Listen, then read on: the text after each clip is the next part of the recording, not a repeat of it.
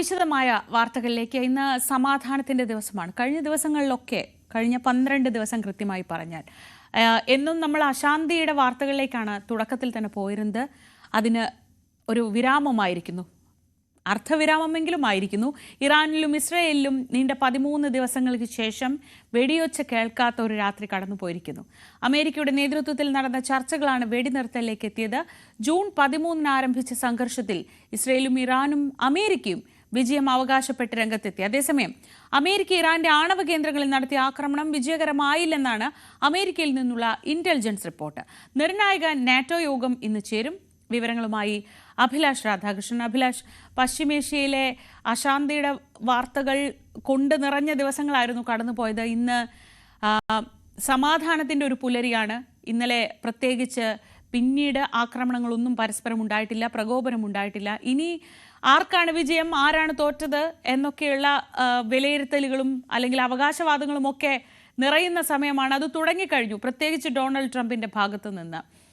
ഈ ദിവസം എന്തൊക്കെയാണ് പ്രധാനപ്പെട്ട വാർത്തകൾ? ശ്രീജ പറഞ്ഞതുപോലെ ഒരു ആശ്വാസം നൽകുന്ന, ചെറുതായിട്ടെങ്കിലും ഒരു ആശ്വാസം നൽകുന്ന വാർത്തകളാണ് പശ്ചിമേഷ്യയിൽ നിന്ന് വരുന്നത്. കഴിഞ്ഞ ജൂൺ 13 മുതൽ 13 ദിവസങ്ങളോളം നീണ്ടുനിന്ന ഒരു ആക്രമണം, അല്ലെങ്കിൽ ഇരു രാജ്യങ്ങൾ തമ്മിലുള്ള സംഘർഷം, അത് ഇന്നലെ രാത്രി ഉണ്ടായില്ല എന്നുള്ളതാണ് ഏറ്റവും പ്രധാനപ്പെട്ട ഒരു വാർത്ത. ഇറാനും ഇസ്രയേലും പരസ്പരം അങ്ങോട്ടും ഇങ്ങോട്ടും ആക്രമിക്കാത്ത ഒരു രാത്രിയാണ് ഇന്നലെ കടന്നുപോയത്. നമുക്കറിയാം, കഴിഞ്ഞ കുറച്ച് ദിവസങ്ങളായി വലിയ രീതിയിലുള്ള സംഘർഷം അത് നടന്നിരുന്നു. അതിൽ പിന്നീട് അമേരിക്ക ഇടപെടുന്നു. പിന്നെ അത് ഖത്തറിലെ അമേരിക്കൻ വ്യോമതാവളങ്ങളെ ആക്രമിക്കുന്ന ഒരു സ്ഥിതിയിലേക്ക് വരെ കാര്യങ്ങളെത്തി. അതിനുശേഷം അമേരിക്കൻ പ്രസിഡന്റ് ഡൊണാൾഡ് ട്രംപ് ഇടപെട്ടുകൊണ്ട് ഇരു രാജ്യങ്ങളും തമ്മിൽ ഒരു വെടിനിർത്തൽ കരാർ കഴിഞ്ഞ ദിവസം രാവിലെ തന്നെ കൊണ്ടുവന്നിരുന്നു. എന്നാൽ അതിനുശേഷവും ഇരു രാജ്യങ്ങളും തമ്മിൽ ആക്രമിക്കാൻ തയ്യാറെടുക്കുന്ന കാര്യങ്ങളിലേക്ക് കടക്കുകയും പിന്നീട് അമേരിക്കൻ പ്രസിഡന്റ് ഡൊണാൾഡ് ട്രംപ് വളരെയധികം വിമർശിച്ചുകൊണ്ട്, അത് ഇസ്രയേലിനെ എടുത്തു പറഞ്ഞതുകൊണ്ട്, ഒരു തരത്തിലും ഇറാനിലേക്ക് ഒരു ആക്രമണം ഉണ്ടാവാൻ പാടില്ല എന്ന് വലിയ രീതിയിലുള്ള ഒരു താക്കീത് തന്നെ ഇസ്രയേലിന് കൊടുത്തിരുന്നു. അതിനുശേഷമാണ് ഇരു രാജ്യങ്ങളും തമ്മിൽ ഒരു തരത്തിലുള്ള ആക്രമണവും ഉണ്ടാവാത്ത ഒരു രാത്രി ഇപ്പോൾ ഉണ്ടായിരിക്കുന്നത്. പക്ഷേ നമുക്കറിയാം, പശ്ചിമേഷ്യ ഒരിക്കലും ഒരു യുദ്ധസമാനമായ ഒരു യുദ്ധത്തിൽ നിന്ന് പിന്മാറി, അല്ലെങ്കിൽ അവിടെ ഇപ്പോൾ ഒരു ആക്രമണമൊന്നും ഉണ്ടായില്ലെന്ന് പറയാൻ കഴിയില്ല. കാരണം ഗാസയിലേക്ക് ഇപ്പോഴും നിരന്തരമായ ഒരു ആക്രമണം നടക്കുന്നുണ്ട്.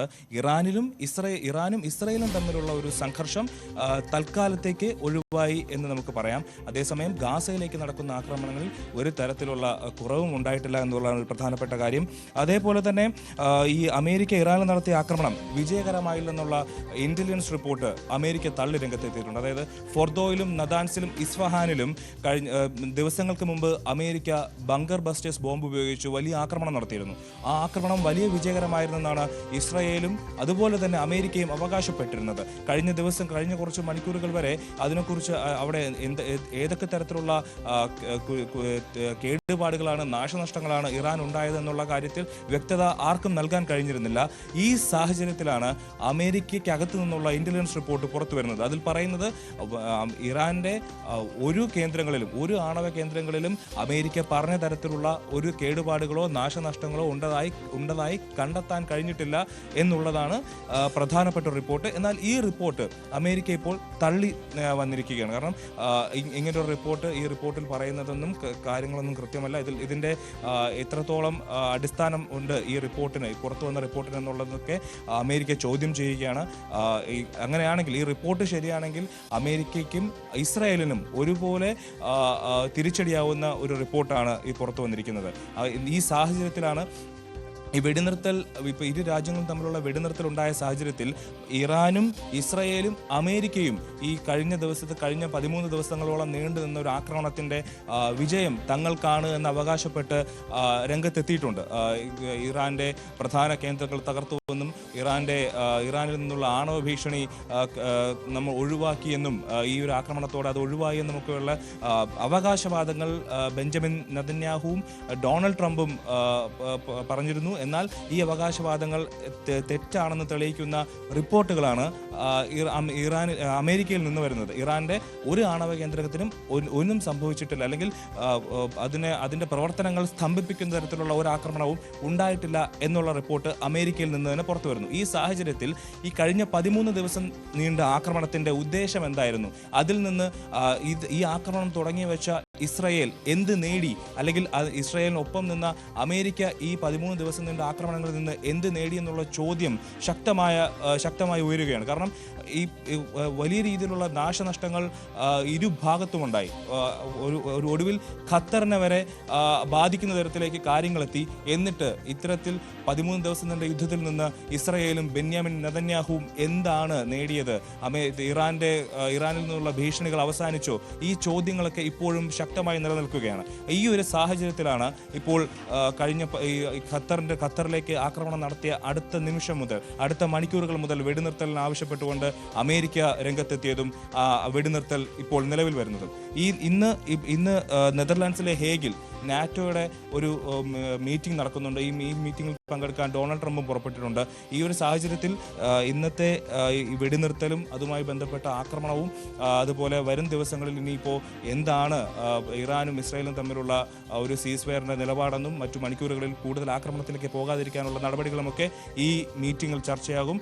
എന്തായാലും നമുക്ക് ഏറ്റവും ആശ്വസിക്കാനുള്ള വിവരം, കഴിഞ്ഞ ഒരു ദിവസം ഒരു ആക്രമണം ഉണ്ടായിട്ടില്ല. വരും ദിവസങ്ങളിലും അങ്ങനെ തന്നെ തുടരുമെന്ന് നമുക്ക് പ്രത്യാശിക്കാം. അഭിലാഷ്, അങ്ങനെയെങ്കിൽ എന്തിനായിരുന്നു ഈ യുദ്ധം എന്ന പ്രധാനപ്പെട്ട ഒരു ചോദ്യം ബാക്കി വെച്ചാണ് ഈ സമാധാനത്തിന്റെ ഒരു ഉടമ്പടി നിലവിൽ വരുന്നതെന്ന് പറയാം. കാരണം ആണവ പദ്ധതി അവസാനിപ്പിക്കുക, അല്ലെങ്കിൽ ആണവ പദ്ധതി നിർവീര്യമാക്കുകയായിരുന്നു ലക്ഷ്യമെന്നാണ് ഇസ്രായേലും അമേരിക്കയും ഇതുവരെ പറഞ്ഞുകൊണ്ടിരുന്നത്. അത് നടന്നിട്ടില്ല എന്ന് പെന്റഗൺ തന്നെ റിപ്പോർട്ട് ചെയ്യുന്നു.